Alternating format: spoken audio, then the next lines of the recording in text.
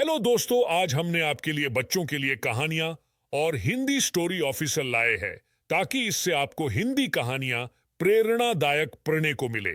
आसानी से तो चलिए शुरू करते हैं बच्चों की नई कहानियां। एक जंगल में रहता था। वह जंगली जानवरों से बातें भी किया करता था। इशारों इशारों में एक बार जो महीने के लिए जंगल में निकला तो उसने देखा कि जंगल के पेड़ों पर कुछ हरा हरा लगा हुआ है। उसने ये जानने के लिए ये क्या चीज है, एक बहुत ही बढ़िया भालू जिससे बहुत ही सालों से तजुर्बा था जंगल में रहने का, उसने उस भालू से जाकर कहा कि यह जंगल के सभी पेड़ों पर हरा हरा क्या लगा हुआ है। उस भालू ने कहा कि ठीक है, मुझे वहां लेकर चलो जहां के पेड़ों पर यह हरा हरा लगा हुआ है। राजवीर ने उस भालू को वहां ले गया जहां पेड़ों पर कुछ हरा हरा लगा हुआ था। वह पेड़ को देखकर भालू एकदम से चौंक उठा और कहा कि यह तो दीमक है जो हरी हो गई है। इस पर राजीव रहता है कि क्या हमें चिंता की कोई बात है। पर भालू कहता है कि हाँ हाँ, इस पर तो बहुत चिंता की बात है, क्योंकि यह दिमाग से, ये हरी दीमक से पूरे पेट खराब हो जाएंगे और पूरा जंगल बर्बाद हो जाएगा।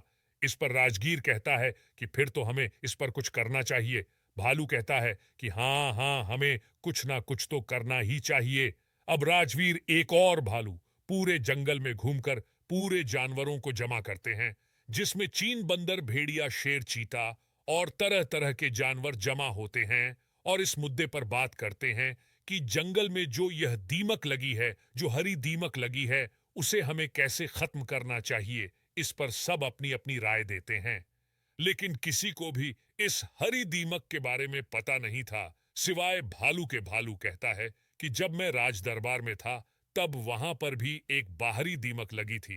उन्होंने कोई तेल उस पर लगाया था तो पूरी दिमाग जल गई थी और पेड़ सुरक्षित हो गए थे, और उस दिल की वजह से पूरी दिमाग पेड़ पर से हट गई थी।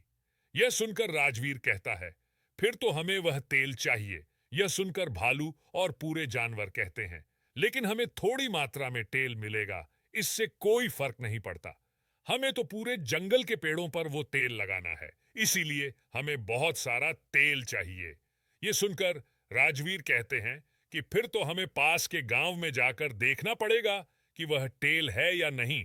इस पर भानु कहते हैं, यहां पास के गांव में वह तेल जरूर मिलेगा, लेकिन उसे लाने में बहुत रिस्क है। यह सुनकर राजू रहता है कि हरीश है तो चलेगा ना, क्योंकि हमारा जंगल अगर खत्म हो गया तो हमें वैसे ही इसको झेलना पड़ेगा। हम जंगल के सारे जानवर और राजवीर मिलकर प्लान बदलते हैं। गांव से वही तेल कैसे लाएंगे जिसकी वजह से जंगल के पेड़ों की दीमक को हटाया जाए। प्लेन ऐसा बनता है कि सबसे पहले चील उड़ते हुए गांव के आसपास का नजारा देखती है कि कहीं इंसान तो नहीं है वहां पर, क्योंकि वह रात में जाते हैं और जब हमें कोई नहा। राजगीर शेर के ऊपर बैठकर जाता है और तेल निकाल कर लेता है और वह तेल नदी में फेंक देता है। नदी में मगरमच्छ उसका इंतजार कर रहा होता है। मगरमच्छ अपने मुंह से तेल के ड्राम पानी में बहा करके किनारे पर लाता है।